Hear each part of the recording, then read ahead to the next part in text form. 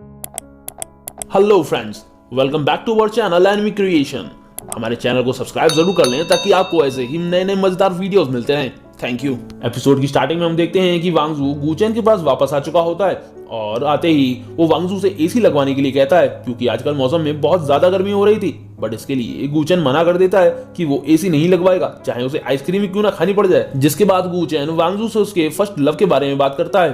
First love का नाम सुनते ही वांगजू जो पानी पी रहा होता है उससे उसे ठसा लग जाता है और वो खांसते हुए कहता है कि तुम एक जानवर हो, तुम एक मॉन्स्टर हो, तुमने मेरी उस चीज के बारे में पता लगा लिया जिसके लिए मैं खुश और नहीं हूँ। दरअसल गूचेन शांग लिंगजू के बारे में बात कर रहा था क्योंकि कहीं ना कहीं वांगजू भी उसे लाइक करता था। वांगजू को गुस्सा देकर गूचेन उसे शांत होने के लिए कहता है और बताता है कि फर्स्ट लव और ब्रेकअप्स उस बर्फ की तरह होती है जो कोक के गिलास की सतह पर होती है, जिसे हम चाहकर भी छिपा नहीं सकते और वो आसानी से दिख जाती है। बट वांगजू अभी भी उस पर गुस्सा होता है क्योंकि वो उसकी हर प्राइवेट चीज को जान रहा था और तो और उसकी ऐसी चीजों को भी जान रहा था जिसके बारे में शायद उसे भी नहीं पता था। तभी गूचेन उससे उसके एग्जाम के बारे में पूछता है कि वो फेल हुआ या पास हो जाएगा। इस पर वांगजू कहता है कि तुम तो गॉड हो ना, तुम्हें तो सब कुछ पता है, तो तुम मुझसे क्यों पूछ रहे हो। अब ये सुनकर गूचेन थोड़ा गुस्सा सा हो जाता है और कहता है कि अगर तुम इस तरीके से मुझसे बात करते रहे तो मैं तुम्हें बता दूं कि मैं तुम्हारा बॉस हूं और मैं तुम्हारे साथ बहुत कुछ कर सकता हूं। अब ये सुनकर वांगजू की तो हालत खराब हो जाती है, जिसके बाद में 10 मिनट बाद का सीन दिखाया जाता है और वांगजू उसके हाथों में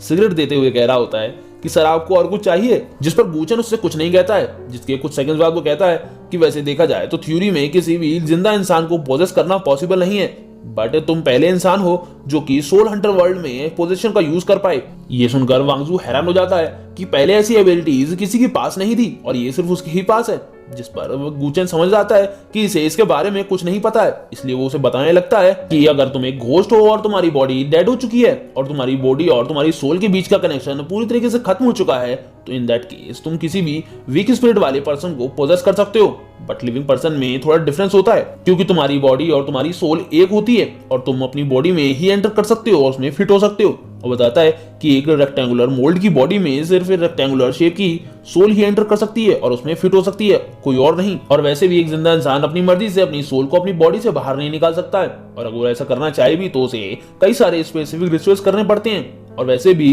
एक कंप्लीटली डेड इंसान की सोल ही एक फॉर्मलेस सोल होती है जो किसी भी बॉडी को पोजेस कर सकती है। अब पोजेशन के बारे में इतना सब जानकर वांगजू खुश होने लगता है और एक इविल सी स्माइल देते हुए सोचता है कि अब तो वो शांग लिंगजू को भी पोजेस कर सकता है और वो उसके साथ कुछ भी कर सकता है, उसे पटा भी सकता है और उसके साथ कुछ भी कर सकता है। वांगजू ये सब सोच ही रहा होता है कि तभी गूचेन उससे कहता है कि मुझे पता चला है कि तुमने क्विबिंग नाम के लड़के की आंसर शीट कॉपी की थी। इस पर वो कहता है कि हाँ की थी, वो एक ऑसम गाय है और वो ऐसा है कि अब मैं उसके कारण फेल नहीं होऊंगा।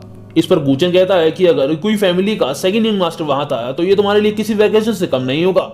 इस पर वांगजू से कहता है कि क्या तुम उसे वाकई जानते हो पहले से ही। तो अब गूचेन बताना शुरू करता है कि कोई फैमिली का सेकंड यंग मास्टर है जिसे लोग सिल्वर फैंग के नाम से जानते हैं और जब वो इस फील्ड में आया था तो वो सिर्फ 3 साल का था और उसने अपनी 10 साल की उम्र में ही टी से पीच वुड टाइटल को अचीव कर लिया था और वो अपने कैरियर की स्टार्टिंग में ही फेमस हो चुका था और उसने बचपन से ही हेल के 10 किंग्स में से एक किंग बनने के लिए कड़ी मेहनत की है और तुम तो उससे कंपेयर करने के लायक भी नहीं हो। अब ये सुनकर वांगजू को थोड़ा गुस्सा आ जाता है और वो कहता है कि पहले तुम खुद को मिरर में देखो, उसके बाद मुझे क्रिटिसाइज करना।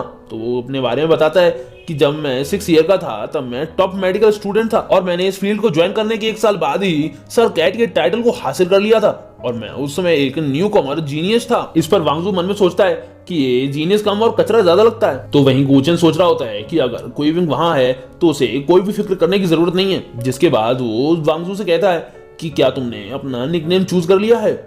जिस पर वो बताता है कि हाँ मेरे पास एक निकनेम है और वो अपना निकनेम बताता है जो कि आई विल किल यू 3000 होता है। अब इतना घटिया नाम सुनकर वो मना कर देता है कि ये नाम नहीं चलेगा। जिस पर वो चिल्लाने लगता है कि इस नाम को सोचने के लिए मैंने पूरा 1 हफ्ता बिता दिया है और तुम ऐसे ही मना कर रहे हो। और इन लोगों की बहस ऐसे ही चलती रहती है। जिसके बाद हम जियांगी यूनिवर्सिटी को देखते हैं जहां भी लोगों का सेकंड एग्जाम हो रहा था और आज तो क्विबिंग ने बहुत जल्दी ही एग्जाम खत्म करके अपना पेपर सबमिट कर दिया होता है। तो ये देखकर टीचर भी हैरान होता है कि इसने सिर्फ आज 40 मिनट में ही इसे जमा कर दिया।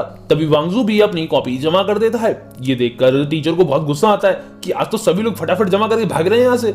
और जैसे ही वांगजू क्लासरूम से बाहर आता है तो वहां क्विबिंग खड़ा होता है और वो उसे देखते हुए गुई गुजी के नाम से बुलाता है। ये नाम सुनकर वांगजू थोड़ा हैरान हो जाता है। तभी उसे याद आता है कि यहाँ सभी लोग उन्हें उनके नाम से नहीं उनके निकनेम से बुलाते हैं। जिसके बाद वांगजू उसके पास जाकर हाँ कहता है कि मैं ही गुईगुजी हूँ। जिसके बाद हमें जियांगी कैफे में दिखाया जाता है। ये लोग बैठे हुए बात कर रहे होते हैं और कुईविंग वांगजू से कहता है कि हमें कैंपस में एक दूसरे को अपने असली नाम से ही बुलाना चाहिए, जिस पर वांगजू भी इसके लिए मान जाता है। तभी कुईविंग वांगजू से पूछता है कि क्या तुम सर कैट के डिसिपल हो। इस पर वो कहता है कि मैं उसका कोई डिसिपल नहीं हूँ, दरअसल मैं उसके ऑफिस में सिर्फ काम करता हूँ ताकि मैं उनका उधार चुका सकूं। इस पर कुईविंग सोचता है कि आखिर ये झूठ क्यों बोल रहा है कि ये सर कैट के क्लोज नहीं है, क्योंकि अगर ऐसा नहीं होता तो सर कैट इसकी हेल्प नहीं करते और इसकी जान नहीं बचाते।